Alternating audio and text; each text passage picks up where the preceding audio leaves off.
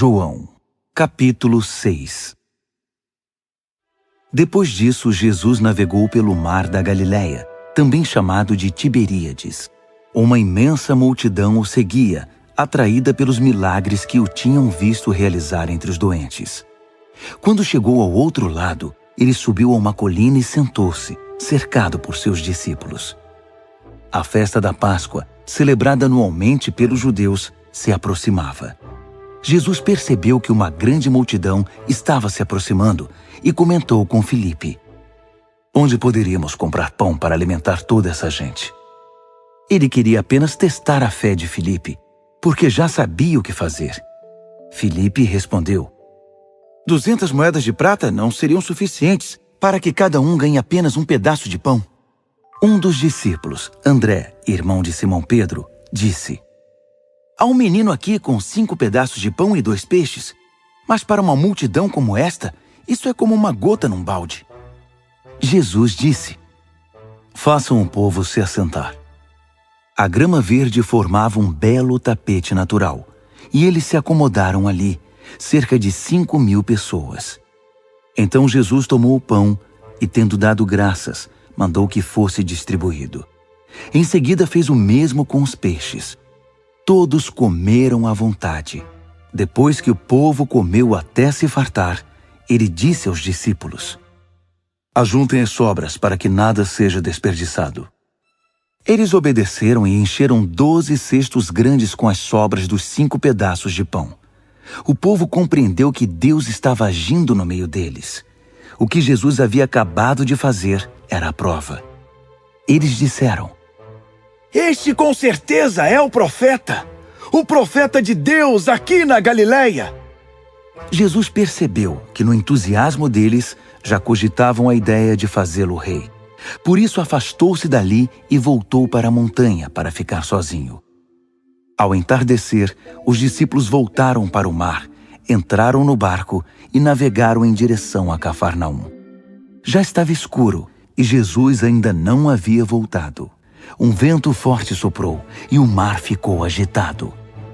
Eles estavam uns 5 quilômetros mar adentro quando viram Jesus caminhando sobre a água, bem perto do barco.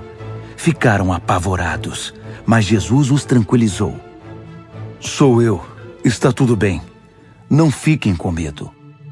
Então eles o receberam no barco e pouco depois chegaram à terra, no lugar exato a que pretendiam chegar.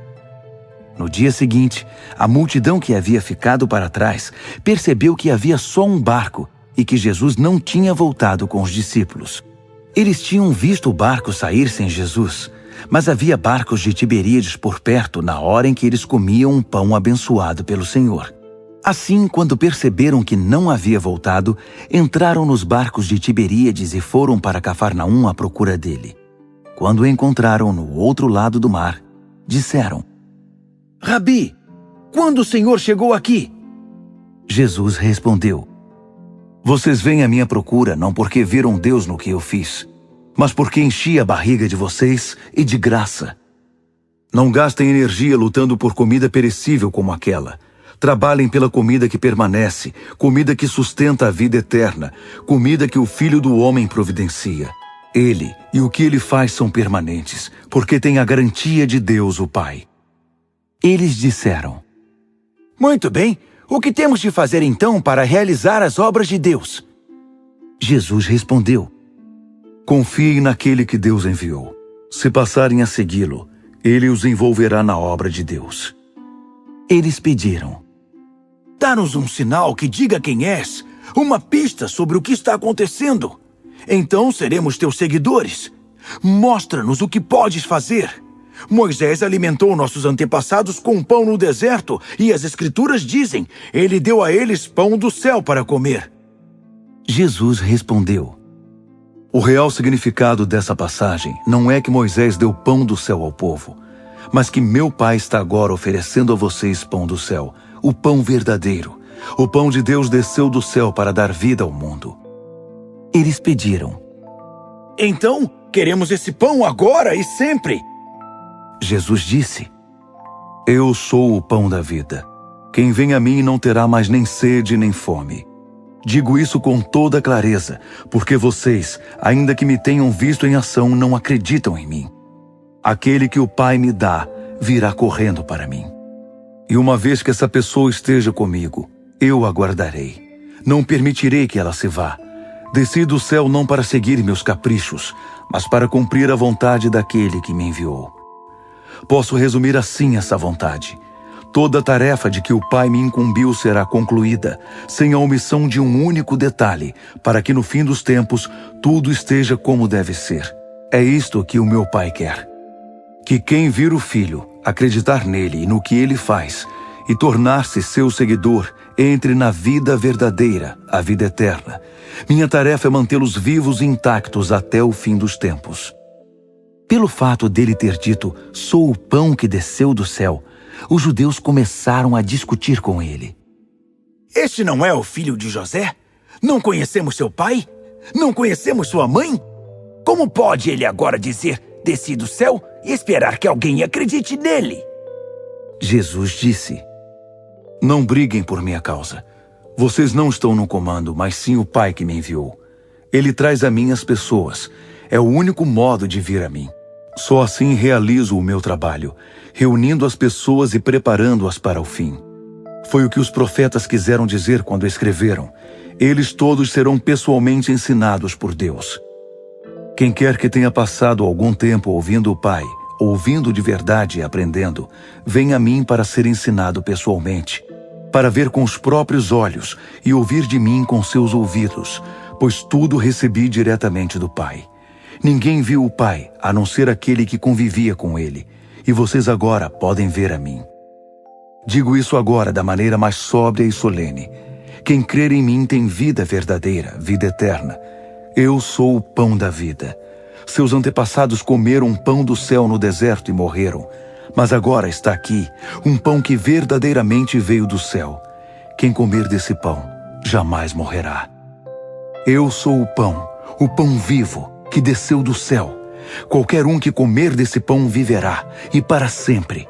O pão que dou ao mundo, para que possam comer e viver, sou eu mesmo, um ser de carne e sangue.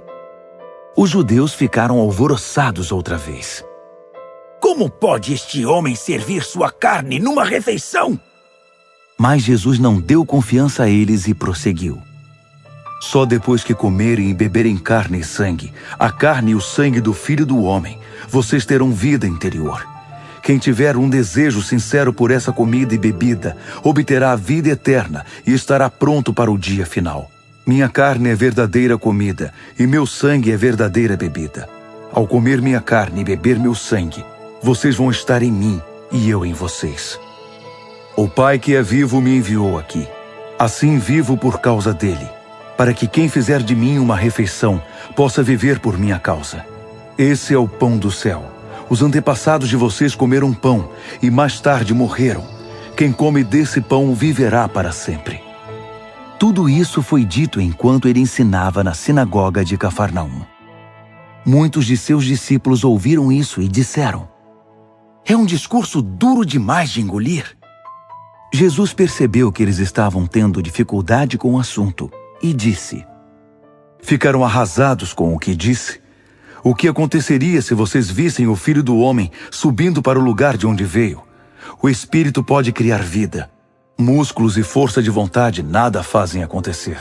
Cada palavra que lhes digo provém do Espírito e é capaz de criar vida. Mas alguns de vocês são resistentes e se recusam a ter parte nisso. Jesus sabia desde o início que alguns não iriam segui-lo de fato. Sabia também quem iria traí-lo. Ele continuou: foi por isso que antes eu disse a vocês que ninguém é capaz de vir a mim por conta própria. Vocês vêm a mim apenas como uma dádiva do Pai. Depois disso, muitos discípulos o abandonaram. Não queriam mais nenhuma ligação com ele. Então, Jesus deu aos 12 a mesma oportunidade. Vocês também querem me abandonar? Pedro respondeu: Senhor, para onde iríamos? Só o Senhor tem as palavras de vida verdadeira, de vida eterna. Já decidimos segui-lo de fato e acreditamos que és o Santo de Deus. Jesus respondeu: Eu não escolhi vocês, os 12? Mesmo assim, um de vocês é um diabo. Ele se referia a Judas, filho de Simão Iscariotes.